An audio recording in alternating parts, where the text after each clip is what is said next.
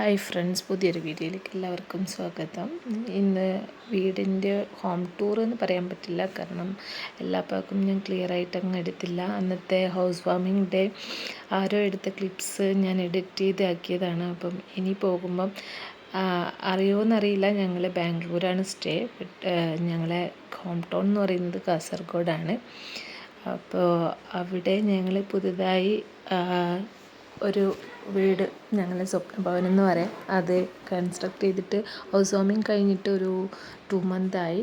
പക്ഷേ ഞങ്ങൾ സ്റ്റേ ചെയ്യുന്നത് ബാംഗ്ലൂരാണ്. അപ്പോൾ വല്ലപ്പോഴെങ്കിലേക്ക് പോകുമ്പോൾ മാത്രം സ്റ്റേ ചെയ്യാൻ വേണ്ടി ഞങ്ങളൊന്ന് ആഗ്രഹത്തിൻ്റെ പുറത്ത് ഉണ്ടാക്കിയതാണ്. അപ്പം അതൊരു 2 BHK ആണ്. ഒരു 20 സെൻറ്റ് പ്ലോട്ട് എടുത്ത് അതിനകത്ത് കൺസ്ട്രക്ട് ചെയ്തതാണ്. ചെറിയൊരു ഓപ്പൺ കിച്ചൺ, പിന്നെ ഒരു വർക്കിംഗ് ഏരിയ, പിന്നെ 2 ബെഡ്റൂമാണ് ഇതിനകത്തുള്ളത് മെയിനായിട്ട്. പിന്നെ ഒരു ബാൽക്കണി മേലെയുണ്ട്. അതേപോലെ തന്നെ ഒരു പാഷ്യോ കൂടിയുണ്ട്. 2 ബെഡ്റൂമിൻ്റെ മിഡിലായിട്ട് ഒരു പാഷ്യോ കൂടിയുണ്ട്. അപ്പോൾ ഇതാണ് ഒരു റൂം. ഇതിന് 2 ബെഡ്റൂമും അറ്റാച്ച്ഡ് ബാത്റൂമാണ്. പിന്നെ ഒരു ബെഡ്റൂമിൽ നിന്ന് പാഷ്യോയിലേക്കുള്ള എൻട്രൻസും കൂടിയുണ്ട്. പിന്നെ മോസ്റ്റ് ഓഫ് ദ പാർട്ട് ഈ വീടിൻ്റെ എന്ന് വെച്ച് കഴിഞ്ഞാൽ ഞങ്ങൾ ഗ്ലാസ്സാണ് കൂടുതൽ വെച്ചിട്ടുള്ളത്. എന്ന് വെച്ചാൽ ഞങ്ങളൊരാഗ്രഹമായിരുന്നു അത്.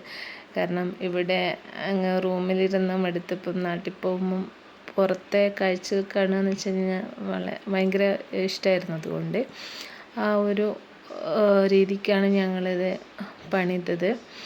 പിന്നെ ഇതാണ് പാഷ്യോ ആയിട്ട് വരുന്നത്. അതായത് ലിവിങ് റൂമിൽ നിന്നും എൻട്രൻസ് ഉണ്ട്, ഒരു റൂമിൽ നിന്നും എൻട്രൻസ് ഉണ്ട് പാഷ്യോയിലേക്ക്. പിന്നെ ഇതൊരു മിറർ യൂണിറ്റാണ്. പിന്നെ ഇത് നെക്സ്റ്റ് റൂമാണ്. അപ്പോൾ 2 റൂമിനും സീലിങ് കാര്യങ്ങളൊന്നും ചെയ്തില്ല, പിന്നെ ഫർണിഷും ചെയ്തില്ല. ഇതൊക്കെ ചെയ്യണം. ഇനി ചെയ്തിട്ടുള്ളൊരു വീഡിയോ ഞാൻ പിന്നെ ഇടാം. ഇത് അന്ന് ഹൗസ് വാമിങ്ങിൻ്റെ അന്ന് ആരോ എടുത്ത ക്ലിപ്സ് ഞാൻ എടുത്ത് ആക്കിയ വീഡിയോസാണ്.